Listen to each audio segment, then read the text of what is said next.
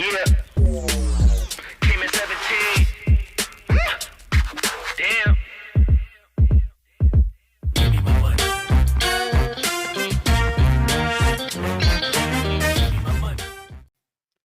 Hello and welcome.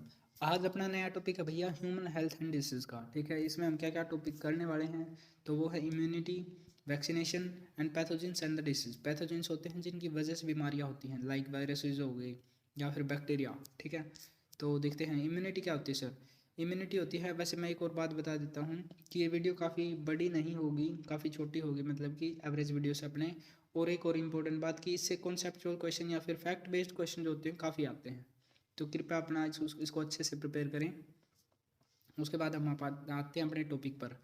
तो immunity क्या होती है सर। इम्यूनिटी होती है इट मतलब सीधी सीधी बात है, एबिलिटी है किसी भी रोग के प्रति, मतलब कि किसी भी डिसीज़ के प्रति उसका मतलब कि अपोज करने की। ठीक है, तो it can be defined as the ability of an organism to fight against the disease और इन्फेक्शन। ओके है, ठीक है sir. Immunity can be classified into the two groups, मतलब कि दो इसके भाग हो सकते हैं। कैसे कैसे? इनेट इम्यूनिटी और एक्वायर्ड या तो अडेप्टिव इम्यूनिटी। इनेट इम्यूनिटी कौन सी होती है sir? That is by birth जो प्रेजेंट होती है वो। ठीक है, और एक्वायर्ड इम्यूनिटी जो कि हम पूरे लाइफ टाइम के अकॉर्डिंग या फिर लाइफ टाइम के ड्यूरिंग हम एक्वायर करते हैं, तो दैट इज़ एक्वायर्ड इम्यूनिटी होगी। कॉन्सेप्ट मैप हम एक बार देख लेते हैं, फिर आगे हम चलेंगे तो इसका समझ में आता चलेगा ये। ठीक है, अभी आपने पढ़ ही लिया कि इम्यूनिटी के कौन से पार्ट होते हैं, इनेट और अडेप्टिव। ठीक है, अडेप्टिव को हम एक्वायर्ड भी बोलते हैं। ठीक है सर, और अडेप्टिव के फिर दो पार्ट और होते हैं, नेचुरल और आर्टिफिशियल। इनका मतलब आपको पता है, बट आगे आता है सर जी नेचुरल के भी अंदर पैसिव एक्टिव और आर्टिफिशियल के अंदर भी पैसिव एक्टिव। तो नेचुरल के अंदर सर जी पैसिव का क्या मतलब है? नेचुरल के अंदर पैसिव का मतलब है भैया जी जो मैटरनली मतलब कि जो हमें माँ से मिलती है। तो माँ से अपने को क्या क्या चीज़ें मिलती हैं एंटीबॉडी के तौर पर, मतलब कि जो रोग प्रतिरोधक क्षमता मिलती है वो कौन सी मिलती हैं। तो माँ से अपने को प्लेसेंटा के ड्यूरिंग मिलती है, जब प्लेसेंटा कनेक्टेड होती है तो उससे अपने को कौन सी मिलती है? आईजीजी। आईजी क्या है सर? इसमें जो ये आईजी लिखा है, आईजी अपना यहाँ पे सिंबल है। आईजी किस चीज़ का सिंबल है सर जी? आईजी सिंबल है एंटीबॉडी के लिए। ठीक है, तो ये याद रखना अपने को। Okay sir, then next sir, then next है अपने पास कोलोस्ट्रम। कोलोस्ट्रम क्या होता है सर जी? इसकी आईजीए एंटीबॉडी अपने को मिलती है। तो वो क्या होता है सर जी? माँ का जो गाढ़ा दूध होता है ना, पहला पीला गाढ़ा दूध, तो उसको अपने को पीना, मतलब कि वो बच्चे के लिए अनिवार्य होता है, पीना होता है उसको, ज़रूरी है। इसलिए बोलते हैं माँ को, मतलब कि जो भी बच्चा पहला होता है तो उसको माँ का दूध पिलाना चाहिए ताकि उसके अंदर ये रोग प्रतिरोधक क्षमता आ सके। ठीक है, उसके बाद है आर्टिफिशियल के अंदर क्या क्या सर जी, और सॉरी नेचुरल के अंदर अभी एक्टिव रह गया। तो एक्टिव के अंदर इन्फेक्शन, जो भी इन्फेक्शन होगा बाहर से, मतलब कि नेचुरल इन्फेक्शन होते हैं तो उसके दौरान जो भी अपना शरीर खुद से बनाएगा तो वो हो गया। उसके बाद आर्टिफिशियल के अंदर पैसिव। पैसिव के अंदर जो बाहर से, मतलब कि पैसिव है जो अपना शरीर खुद नहीं बनाता, और एक्टिव है जो शरीर खुद बनाएगा, वो वाली चीज़ें। तो इसके अंदर क्या होता है? पैसिव के अंदर बाहर से हम मतलब कि कोई भी चीज़ देते हैं, जैसे कि एंटी वेनम दे दिया। एंटी वेनम क्या है? जो जहर को काटने के लिए हम, तो बाहर से अपन हमने रोग प्रतिरोधक क्षमता दी है। ठीक है सर, तो ये पैसिव में आ गया, मतलब कि बाहर से ट्रांसफ़र होगी। और एक्टिव के अंदर क्या होगा? जैसे कि इम्यूनाइजेशन या तो वैक्सीनेशन, ये वाला कॉन्सेप्ट हम आगे समझेंगे ही। ठीक है, और अभी अपना अपने को एक और चीज़ याद रखनी है कि अपनी बॉडी के अंदर कितनी लाइन ऑफ डिफेंस होती हैं? 3 लाइन ऑफ डिफेंस होती है सर जी।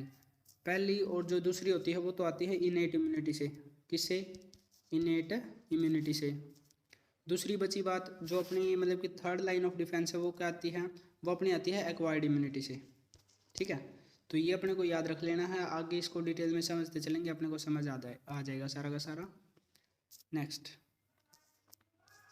नेक्स्ट अपना इनेट इम्यूनिटी के बारे में मैंने लिख भी रखा है, समझा तो दी ही है। तो इनेट इम्यूनिटी क्या क्या होती है सर जी? पहली बात तो ये स्पेसिफिक नहीं है, मतलब कि सबके लिए एक जैसी है। अभी अपने में बचपन से ही अपने को, मतलब कि कुछ भी होता है तो ऐसा तो है नहीं भैया सिर्फ वो पेट दर्द के लिए होगी या फिर सिर्फ सिर दर्द के लिए, मतलब कि उसको रोकेगी। वो सभी चीज़ों को रोकती है। ठीक बात है, हाँ जैसा प्रेजेंट बाय बर्थ समझ आ गया होगा। फर्स्ट लाइन ऑफ डिफेंस होती है, इसके अंदर फिजिकल बैरियर्स आते हैं। फिजिकल बैरियर्स जैसे कि अपने स्किन होगी, गैस्ट्रो इंटेस्टिनल ट्रैक्ट होगी, जैसे कि अपने एलिमेंट्री कैनाल जिसको हम बोलते हैं। ठीक है, एलिमेंट्री कैनाल कौन सी होती है सर जी? जो कि अपने माउथ से लेकर एनस तक जाती है। ठीक है, उसके बाद रेस्पिरेटरी ट्रैक्ट। रेस्पिरेटरी ट्रैक्ट के अंदर अपने पास होती है सीलिया प्रेजेंट होते हैं, तो वो भी फिजिकल बैरियर हो गई। नेसोफायरनेक्स एंसिलिया एंड आई लैसेस, जो अपनी पलकों के ऊपर मतलब पलकें होती हैं, तो वो भी अपनी सिर्फ सुंदरता बढ़ाने के लिए नहीं होती, वो किसके लिए होती हैं, वो उनको प्रोटेक्ट करने के लिए भी होती हैं आँखों को। अदर बॉडी हेयर्स, जो भी बॉडी हेयर्स होते हैं तो वो भी अपनी इम्यूनिटी के लिए ही होते हैं, मतलब कि रोग प्रतिरोधक क्षमता के लिए ही हैं, ठीक है। डिफेंस मैकेनिज्म, अब ये सेकंड लाइन ऑफ डिफेंस, मतलब इसके अंदर फर्स्ट लाइन ऑफ डिफेंस के अंदर दूसरी चीज़ें और हैं, जैसे कि अपने पेट के अंदर मतलब कि या फिर अपना जो शरीर है वो क्या क्या सेक्रीशंस करता है, तो वो भी अपने को रोगों से बचाते हैं। कैसे, मक्कस हो गया जो कि अपनी नाक में रिलीज होता है, या फिर मतलब कि बलगम कई बार इकट्ठा होता है गले में, तो वो वाला हो गया। बाइल जूस, जो अपना कौन लीवर सेक्रेट करता है। गैस्ट्रिक जूसेस हो गई जो ठीक है।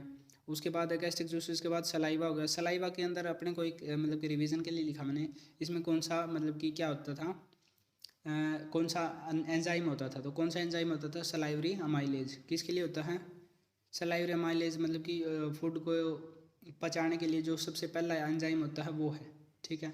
उसके बाद टीयर्स और स्वेट, और HCl जो अपना पेट रिलीज करता है। तो ये सारी चीज़ें थी, ये भी किसके अंदर आती है ना, फर्स्ट लाइन ऑफ डिफेंस के अंदर।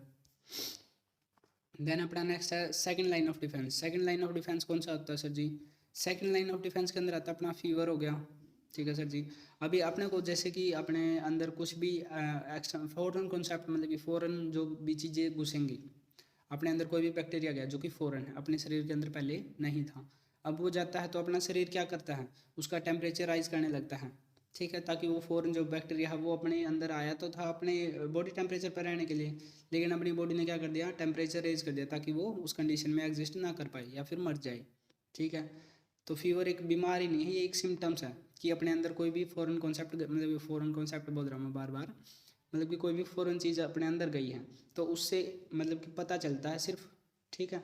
उसके बाद फैगोसाइटोसिस, फैगोसाइटोसिस क्या है, ये मतलब कि ये हाँ यहाँ पे देख लो, मैक्रोफैगस और न्यूट्रोफिल्स, ये क्या क्या होते हैं सर जी, ये कोई भी यहाँ पे लिख रखा है मैंने, एनिमी को खाने वाले, मतलब कि कोई भी फॉरेन सब्सटेंस अंदर गया उसको ये खा जाते हैं। न्यूट्रोफिल्स अभी अपने को याद होना चाहिए किसके अंदर था, ये पीछे ही पढ़ा था अपन, हमने लास्ट 2-3 वीडियो के अंदर ही, WBC के अंदर होता है ये, ठीक है। ओके सर जी। इन्फ्लेमेशन क्या होती है, जब जलन पैदा होती है या फिर टेम्परेचर रेज होता है तो वो वाली चीज़ होगी, ओके है। अभी मैंने ये बता भी दिया था वैसे, हाँ। 3 line of defence, first line of defence, second line of defence, ये आते हैं अपने इनेट इम्यूनिटी से, जो भी मैंने फर्स्ट स्लाइड पे बताया था। थर्ड लाइन ऑफ डिफेंस किससे आता है, एक्वायर्ड इम्यूनिटी से। अब चलते हैं नेक्स्ट, नेक्स्ट आ गया अपना एक्वायर्ड इम्यूनिटी। एक्वायर्ड इम्यूनिटी भी आपको समझ तो आ गई होगी, बस यहाँ पे देख लो। पहली बात तो ये पूरे लाइफ टाइम के ड्यूरिंग मतलब कि अपने डेवलप होगी। दूसरा है स्पेसिफिक है, किसी एक चीज़ के लिए होगी, ठीक है। और third line of defence production of the antibodies, इसके अंदर होता क्या है, एंटीबॉडीज प्रोड्यूस होती हैं, ठीक है सर जी। एक्टिव, एक्टिव के अंदर क्या होता है, बॉडी प्रोड्यूसेस एंटीबॉडीज, मतलब कि एक्टिवली मतलब कि बॉडी खुद काम करती है तो वो हो गया एक्टिव। और पैसिव के अंदर मतलब कि बाहर से कोई भी चीज़ डाली जाए तो body receives antibodies from the other sources, okay है, ठीक है सर। अभी आर्टिफिशियल के अंदर हमने ये पढ़ लिए थे, नेचुरल और आर्टिफिशियल, और फिर आर्टिफिशियल नेचुरल के अंदर दोनों के अंदर ही थे एक्टिव पैसिव, ठीक है सर। अभी सर ये जो आपने यहाँ पे लिखा कि एंटीबॉडीज़ प्रोड्यूस होती हैं, एंटीबॉडीज़ होती क्या हैं, तो एंटीजन और एंटीबॉडीज़ ये 2 टाइप की चीज़ें होती हैं, तो इनको हम देख लेते हैं क्या क्या हैं ये। सबसे पहला है एंटीजन क्या होता है, एंटीबॉडी और एंटीजन एक साथ समझ में आएंगे। तो एंटीजन क्या होते हैं सर जी, ये होते हैं causes immune system to launch an antibody response, मतलब कि ये मान के चलो ये बीमारी का संकेत है या फिर बीमारी का कारण है, और इसको देखकर अपनी बॉडी मतलब कि चौकन्नी हो जाती है और उससे क्या करती है, उससे लड़ने के लिए एक सिपाही तैयार करती है जो कि है एंटीबॉडी, ओके है। आप समझ आ गया होगा। Antibodies are the proteins, actually antibodies हैं क्या, तो वो प्रोटीन्स हैं that recognize the specific antigen. Specific antigen को वो रिकॉग्नाइज करने के बाद क्या बोलते हैं, मतलब कि वो अपनी एंटीबॉडीज़ प्रिपेयर करना तैयार कर देती हैं, ठीक है। This indicates that the each antibody is unique, ये बताता है मतलब ये क्या बताता है अपने को कि जो भी एंटीबॉडीज़ है वो सारी यूनिक है और सिर्फ कुछ ही मतलब कि स्पेसिफिक एंटीजन के लिए हैं, ठीक है। Okay sir. अब यहाँ पे ये हिंदी में लिख रखा है, ये आपको इजीली समझ में आ जाएगा क्यों लिखा है। देन आता है अपना वैक्सीनेशन का कॉन्सेप्ट। वैक्सीनेशन का कॉन्सेप्ट से पहले मैं एक और बात बता देता हूँ। अभी एक्वायर्ड इम्यूनिटी के अंदर होता क्या है, वैसे तो अपन ने पढ़ लिया, बट अभी अपने को एक और बात याद रखनी है क्या, कि एक्वायर्ड इम्यूनिटी के अंदर होता क्या सर जी, जैसे ही ये कोई फॉरेन मतलब कि सब्सटेंस है ये अपनी बॉडी के अंदर जाता है तो बॉडी क्या करती है, पहले इसको किस फॉर्म में डाला जाता है, ये डाला जाता है भैया अपना वीक फॉर्म में, वीक या तो मतलब कि किल्ड फॉर्म में, ठीक है। कोई भी फॉरेन सब्सटेंस है जो कि अपनी बॉडी के लिए सही नहीं है, उसको किस फॉर्म में डाला जाता है, वीक या तो किल्ड फॉर्म में डाला जाएगा, ठीक है सर। और उससे क्या होता है, अपनी बॉडी मतलब कि सचेत हो जाती है। सचेत होने के बाद वो क्या करती है, एंटीबॉडीज़ प्रोड्यूस करना स्टार्ट कर देती हैं, ठीक है। और जो ये एंटीबॉडीज़ प्रोड्यूस करेगी, फिर वो एंटीबॉडीज़ मतलब कि अपने शरीर के अंदर बन के तैयार हो गई हैं, तो इससे क्या कर देती हैं, इसको ख़त्म कर देंगे, क्योंकि ये तो पहले ही वीक स्टेट में था। अब एक और कॉन्सेप्ट क्या आता है, अगर खुदा न खास्ता मान के चलो कि दोबारा से फिर से क्या आता है, अपने अंदर यही एंटीजन दोबारा आएगा, मतलब कि ये क्या करता है, दोबारा से मतलब कि जीवित स्टेट में और स्ट्रांगली आता है। तो स्ट्रांगली आएगा तो इसमें क्या होगा, फिर अपने बॉडी के अंदर अपनी बॉडी को क्या करना पड़ेगा, एंटीबॉडीज़ बनानी पड़ेंगी। अब इससे होगा क्या, एंटीबॉडीज़ जो थी इसी के लिए, जो पहले वीक स्टेट में डालने से बनी थी, वो पहले से ही हैं। और अब वो जो जो अपनी बॉडी है वो क्या करेगी, वो जल्दी रिस्पॉन्ड भी कर पाएगी। तो इसलिए इससे क्या होगा, ये अपना वैक्सीनेशन का कॉन्सेप्ट था जो कि एक्वायर्ड इम्यूनिटी के अंदर ही आता था, ठीक है, ओके है। तो इससे क्या होगा, ये जल्दी प्रोड्यूस कर लेगा और इस स्ट्रॉन्ग को भी अब मतलब कि स्ट्रॉन्ग को भी ये हरा सकता है, ठीक है, ओके सर। जब ये था ना, हमने कॉन्सेप्ट मैप में देखा था, हाँ ये वाला, कि एक्टिव के अंदर इम्यूनाइजेशन होता है या तो वैक्सीनेशन होता है, तो वो कॉन्सेप्ट मैंने अभी समझाया आपको, ठीक है। तो यहाँ से देखते हैं अपने, हाँ वैक्सीनेशन का यहाँ पे पूरा मैंने लिख रखा है क्या क्या होता है। टोटली वही लिखा हुआ है कि उसको वीकेंड या तो लाइव या तो किल्ड स्टेट में डाला जाता है, या फिर उसके कुछ प्रोटीन्स डाल देते हैं या तो उसके कुछ टॉक्सिन्स डाल देते हैं, ताकि ऑर्गेनिज्म या तो अपने इम्यून सिस्टम को सिर्फ पता चल जाए कि भैया कोई फॉरेन सब्सटेंस आया है और इसके खिलाफ अपने क्या बनानी है, एंटीबॉडीज़ बनानी है, ठीक है। तो ये वैक्सीनेशन का कॉन्सेप्ट था, इस तरह से वैक्सीनेशन काम करती हैं। और ये वैक्सीनेशन का कॉन्सेप्ट किसके अंदर था, एक्वायर्ड के अंदर, आर्टिफिशियल के अंदर एक्टिव, एंड देन इसको हम एक्टिव के अंदर था क्या, इम्यूनाइजेशन या तो फिर वैक्सीनेशन हम उसको बोलते हैं। उसके बाद in stimulating the body's adaptive immunity they help prevent the sickness from an infectious disease, okay है। उसके बाद यहाँ पर और क्या याद रखना है, एडवर्ड जेनर, ये कौन थे सर, फादर ऑफ इम्यूनोलॉजी। इन्होंने क्या किया था, वैक्सीन दी थी किसके लिए, स्मॉल पॉक्स के लिए। डायरेक्ट क्वेश्चन है, याद रखना है इसको। उसके बाद डीटीपी क्या सर जी, ये तीनों क्या अपने अंदर वैक्सीनेशन है, मतलब कि जो जो अपने अंदर नहीं, मतलब कि जो जो वैक्सीनेशन बनाई गई थी वो वाली। तो डीटीपी है डिप्थीरिया, पेरिटोसिस, उसके बाद है टेटनस, देन बीसीजी है, बैसिलस हो गया, कालमटेग्यूरिन हो गया, फोर ट्यूबरकुलोसिस हो गया, उसके बाद ओपीवी है, ओरल पोलियो वैक्सीन हो गया, ठीक है। तो ये हो गया। अब ये वाली लाइन मैंने लिख रखी है ताकि आपको याद रहे बाद में कि कॉन्सेप्ट यहाँ पर बताया क्या था। क्या बताया था कि अपने अंदर शरीर के अंदर एंटीबॉडीज़ तैयार करता है, कब करता है, जब भी कोई वीक सब्सटेंस मतलब कि वीक फॉर्म में कोई फॉरेन सब्सटेंस डाला जाता है, ठीक है। और उसकी एक मेमोरी याद रह जाएगी फिर बॉडी को, और जब भी वो दोबारा आएगा तो उसको ईजिली वो हरा पाएगी बॉडी, ठीक है। इसलिए मैंने यहाँ पे लिख रखा है। देन नेक्स्ट चलते हैं यहाँ पे, देखो अब यहाँ पर समझाने का कुछ नहीं बचा है, यहाँ पर बचता है सिर्फ याद करने का काम। क्या क्या है, अब यहाँ पर लिख रखा है मैंने, protozoa, disease cause by protozoa, जो भी प्रोटोजोआ के कारण डिसीज होती हैं तो वो क्या क्या हैं, यहाँ से डायरेक्ट ये याद करने वाली चीज़ें हैं। बस यहाँ पर याद कैसे करना है, देखो ये वाली चीज़ें हैं, इस चार्ट को कम से कम आप डेली पढ़ लेना, 10-12 बार, 10-12 बार डेली नहीं, मतलब कि 10-15 दिन लगातार पढ़ लेना, आपको याद हो जाएगा बार बार देखने से। उसको रटना नहीं होता, बार बार देख लो, देखने से याद हो जाता है, ठीक है। उसके बाद क्या क्या है, डिसीज़ यहाँ पे जो जो बीमारी हैं वो लिख रखी हैं। अफेक्टेड ऑर्गन, जो जो उससे अफेक्ट हुए हैं वो कौन से ऑर्गन हैं वो लिख रखे हैं। देन पैरासाइट, मतलब कि जो कोज कर रहा है, जिसके कारण वो हो रहा है, तो वो सभी यहाँ पे लिख रखे हैं। और ये PYQ के अंदर ये वाला क्वेश्चन था, इससे रिलेटेड और इससे रिलेटेड था, तो ये याद रख लेना है। अब आते हैं वेक्टर क्या होता है सर जी, वेक्टर क्या है, जैसे कि जो उसको लेके जाता है, मतलब कि जैसे कोई इन्फेक्टियस बंदा था जिसको कुछ इन्फेक्शन हुआ था, या फिर मतलब उसको कुछ बीमारी थी, उसको किसी मच्छर ने काटा, फिर वो मच्छर दूसरे किसी स्वस्थ इंसान को जाके काटेगा, तो वो क्या करता है, फिर वो दूसरा इंसान भी बीमार होना स्टार्ट हो जाता है। तो वो कौन कर रहा है, मतलब कि उसको बीच से ट्रांसफ़र किसने किया, तो वो होते हैं वेक्टर वाली चीज़ें, ठीक है। यहाँ पर मलेरिया के अंदर कौन है, फीमेल एनोफिल्स, मॉस्किटो है जो कि काटता भी है, ठीक है, याद रखना इसको। उसके बाद उनके सिम्टम्स क्या क्या होते हैं, मतलब कि उससे अपने को क्या क्या अंदाज़ा लग सकता है, मतलब कि किस चीज़ से अपने को पता लगेगा भैया ये अपने को मलेरिया हो रखा है, जब फीवर भी होगा और साथ में अपने को कप कपी भी हो, ठीक है, तो तभी अपने को पता लगेगा, तभी अपने को पता लगेगा। देन अपना ब्लीडिंग गम्स और ये सभी चीज़ें अपने को लिख रखी है। यहाँ पर भी क्या क्या है, यहाँ पर भी याद रखना है, आपको रखना है बस। तो वो मैं बता देता हूँ क्या क्या अपने को मतलब कि याद रखने में मुश्किल होगी। तो सबसे पहले एड्स और HIV ये डायरेक्ट अपने को याद रखना है भैया। एड्स क्या होता है, एक्वायर्ड इम्यूनोडेफिशिएंसी सिंड्रोम। देन अपना HIV human immunodeficiency virus. AIDS किसके कारण होता है, HIV के कारण होता है। और एड्स होता क्या सर जी, एड्स कोई खुद एक बीमारी नहीं है, ये एक ग्रुप है बीमारियों का। कब होता है सर जी, मान के चलो अभी किसी बंदे को एड्स हुआ है, तो एड्स के अंदर क्या होता है सर जी, अपना इम्यून सिस्टम क्या हो जाता है, कमज़ोर हो जाता है। और इम्यून सिस्टम कमज़ोर होने के बाद होता क्या है, जो भी बीमारियां घात लगाए बैठे कि भाई अब ये बंदा बीमार होगा और हम इसको पकड़ेंगे, मतलब कि इसको बीमार करेंगे, ठीक है। तो वो वाली बीमारियां क्या करती हैं, तब मतलब कि वो बीमार कर देती हैं उस बंदे को, और एक साथ ज़्यादा बीमारियां होने की वजह से बंदे की मौत भी हो जाती है। तो एड्स में इस वजह से मौत होती है, ठीक है। और बाकी ये डेंगू, पोलियो, इन्फ्लुएंजा ये सभी अपने को याद रखने हैं।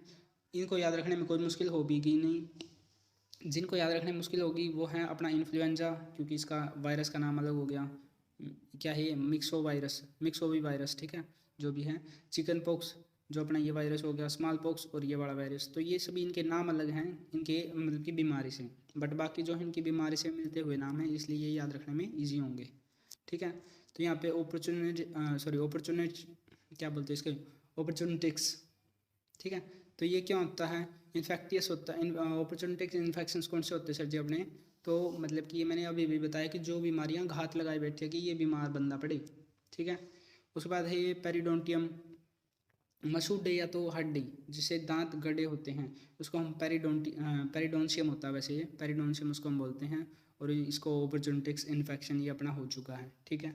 अब चलते हैं नेक्स्ट भी अपना बस यहाँ पर भी अभी याद करने वाली चीज़ें बची हैं, बाकी इसमें कुछ नहीं बचा पढ़ाने के लिए, ठीक है। Disease caused by the bacteria, bacteria के द्वारा होने वाले डिसीज़ कौन सी हैं, इनमें भी सिर्फ अपने को याद रखने में जिनको मुश्किल होगी वो है प्लेग्यू, वूपिंग कफ, एंड देन अपने पास है सिनफिल्स, ठीक है, ये रहा। तो इनको अपने को याद करने में भी मुश्किल होगी क्योंकि इनके नाम जो है मिलते जुलते नहीं हैं, इनके कोजेटिव से या तो अफेक्टेड ऑर्गन से। अफेक्टेड ऑर्गन तो आपको याद रखने पड़ेंगे, बट ये बात जैसे कि टेटनस है तो इसमें टेंटाई आता है, और कोलेरा है तो इसके अंदर कोलेरिया आता है, उसके बाद टाइफाइड है तो टाइफी आता है। तो ये वाले याद रखने ईजी हैं, बट ये वाले जो तीनों मैंने निशान लगा रखी ये वाले स्पेशली याद कर लेना क्योंकि इनके अंदर नाम है अलग हैं थोड़े। उसके बाद है नेक्स्ट पे अपना कुछ नहीं है, फंगस की वजह से होने वाली डिसीज़ कौन सी हैं वो आ गई, ये डायरेक्ट याद करनी है अपने को। उसके बाद disease caused by the helminths की वजह से डिसीज़ कौन सी होती हैं, हेलमेंथिस होते क्या हैं सर जी, राउंड वर्म्स होते हैं, ठीक है। फ्लेरिया, वुचेरियस बेनक्रोफ्टी, ठीक है, वुचेरिया बेनक्रोफ्टी। उसके बाद है वेक्टर, इसका वेक्टर मतलब कि इसको ले जाने वाला कौन है, Culex mosquito, also known as the elephantiasis. Elephantiasis क्या होती है सर, एल्फेंटियासिस हाथी पाँव की बीमारी होती है। और हाथी पाँव की बीमारी कौन सी आ गई सर, हाथी पाँव की बीमारी मतलब कि बंदे का पाँव इतना ज़्यादा सूज जाता है या फिर उसमें उतनी ज़्यादा सूजन आ जाती है कि वो पाँव ऐसा लगता है जैसे हाथी का पाँव है, ठीक है। ये यहाँ पर अपना चैप्टर होता है कंप्लीट। अब इसके बाद जो वीडियो आएगा वो होगा मिसलेनियस के अंदर हम बहुत सारे टॉपिक्स कवर करेंगे, तो be ready for that. Till then keep learning, keep going. तो अब बात करते हैं आपको पीडीएफ कब और कैसे मिलेगी। तो मैं सबसे पहले बता दूं कि पीडीएफ फ्री नहीं है, एक पेज का 1 रुपये है भैया, ठीक है। अगर मान के चलो कोई पीडीएफ है जो 10 पेजेस की है तो आपको 10 रुपये पे करने हैं। अगर कोई 5 पेजेस की है तो आपको 5 रुपये पे करने हैं, ठीक है। पेमेंट डिटेल्स कैसे हैं वो यहाँ पे देखते हैं। ये मेरा यूज़र नेम है टेलीग्राम का, यहाँ पे आप जाइए, यहाँ पे मैसेज कीजिए। मैसेज करने के बाद मैं आपको गूगल पे, फ़ोनपे की डिटेल्स दे दूँगा, वहाँ पे आप पे करना। उसके बाद मैं आपको पीडीएफ जो है टेलीग्राम पर ही सेंड कर दूँगा, ठीक है। Thank you so much.